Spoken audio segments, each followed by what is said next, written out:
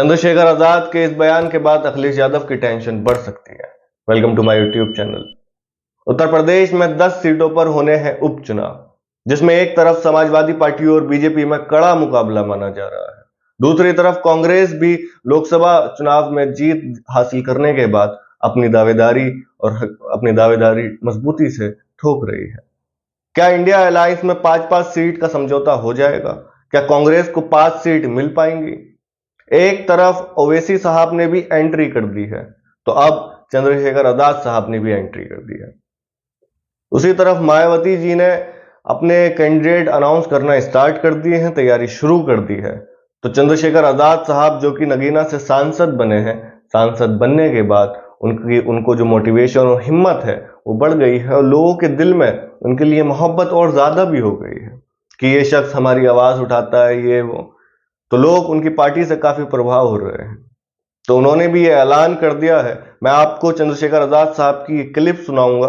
उससे पहले कि मैं आपको ये बता दूं कि उत्तर प्रदेश में 10 सीटों पर कौन कौन सी सीट पर चुनाव होने हैं। सबसे पहले है कटिहारी अंबेडकर नगर, दूसरी है करहल मैनपुरी।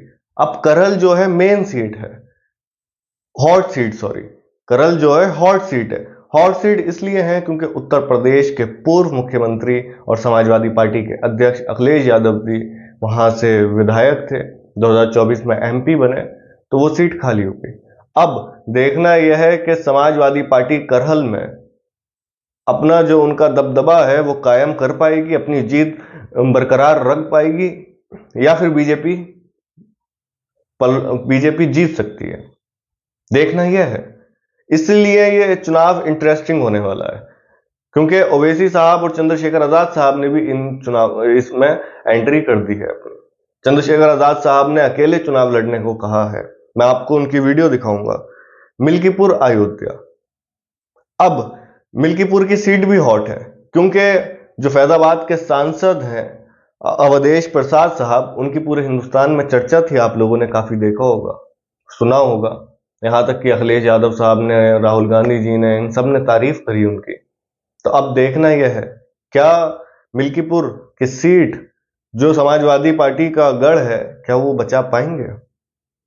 क्योंकि बीजेपी भी कभी कड़ा मुकाबला दे सकती है, बहुत मेहनत कर रही है बीजेपी। अब देखना यह है कि जो लोगों के दिलों में मोहब्बत थी बीजेपी के लिए, क्या वो दोबारा बीजेपी अपने लोगों के दिलों में जगह बना पाएगी? आप मुझे कमेंट करके बताएं। मीरापुर मुजफ्फरनगर, गाजियाबाद, मजावन मिर्जापुर, सीसामऊ कानपुर नगर, ये भी काफी हॉट सीट है और लंबे अरसे से समाजवादी का इस सीट पे दबदबा रहा है, जीतती हुई आई है, जीत हासिल करा है समाजवादी पार्टी ने। और यहां पर कांग्रेस भी अपनी तैयारी शुरू कर दी है।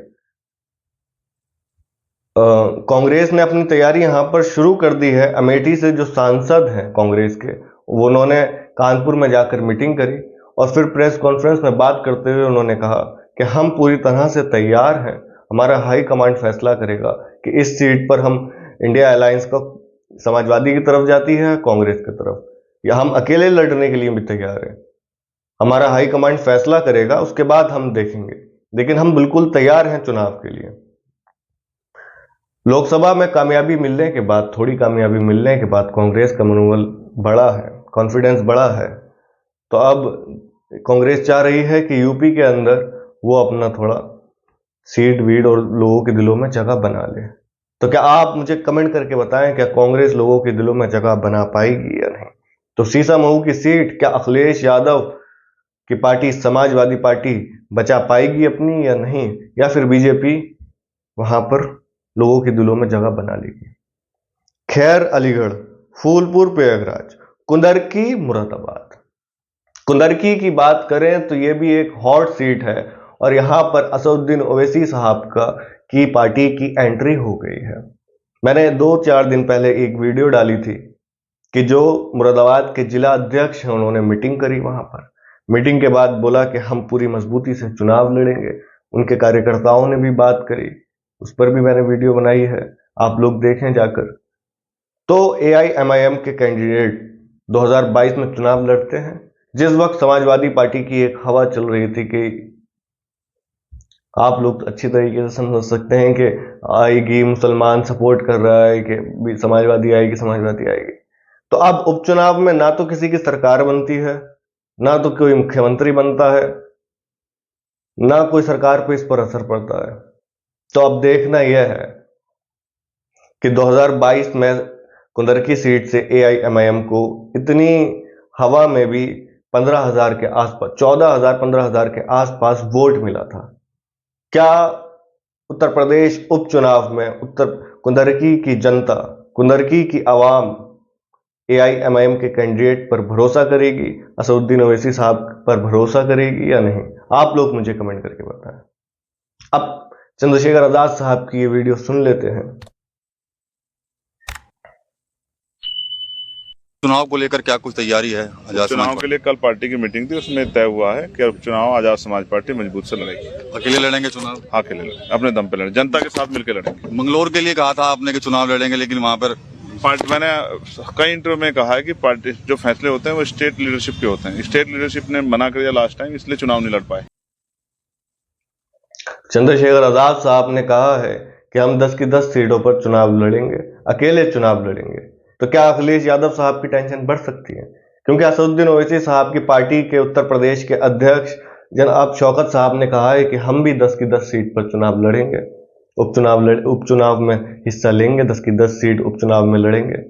तो क्या ये दोनों पार्टियां जब चुनाव लड़ेंगी तो शायद वोट कटकर समाजवादी पार्टी को नुकसान हो सकता है। तो शायद अखिलेश यादव साहब की टेंशन बढ़ सकती है। आप लोग मुझे कमेंट करके बताएं, आप किसके साथ हैं? अखिलेश यादव साहब के साथ, ओवैसी साहब के साथ, या फिर चंद्रशेखर आजाद साहब के साथ?